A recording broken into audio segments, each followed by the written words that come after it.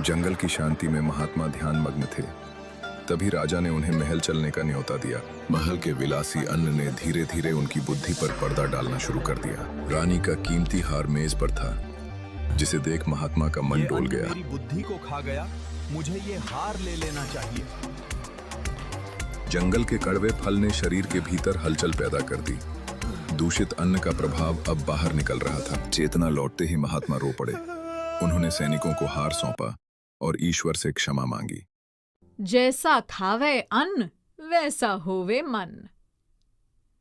एक साधु रहता था किसी जंगल में। कितने ही लोग उसके दर्शन करने को आते। जो भी जाता उसे शांति मिलती। एक दिन उस देश के राजा भी गए। देखा, साधु एक वृक्ष के नीचे बैठे हैं। सर्दी और वर्षा से बचने का कोई प्रबंध नहीं है। राजा ने कहा, महात्मन, यहां तो बहुत कष्ट होता होगा। आप मेरे साथ चलिए, महल में रहिए। साधु पहले तो माना नहीं।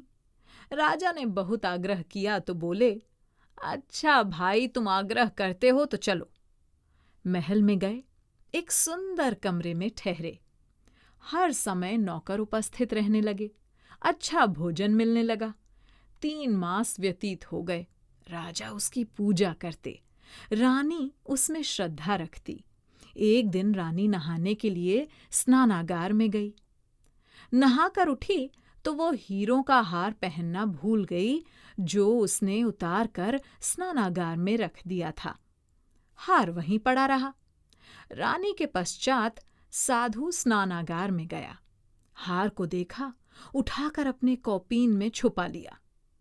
स्नानागार से निकले, बाहर चले गए। कुछ देर पश्चात रानी को हार का ध्यान आया।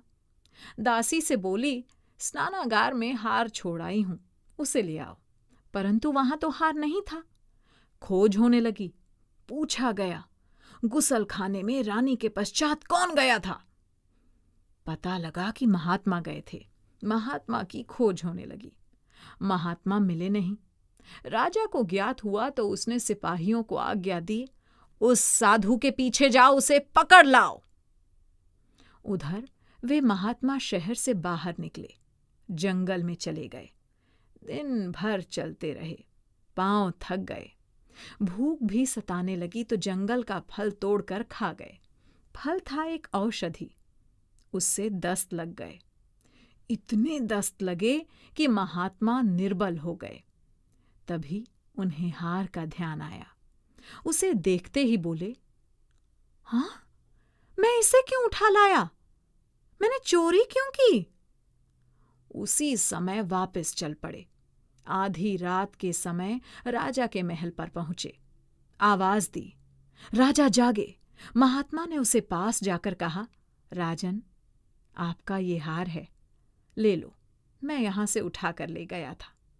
मुझसे अपराध हुआ, मैं क्षमा मांगने आया हूं।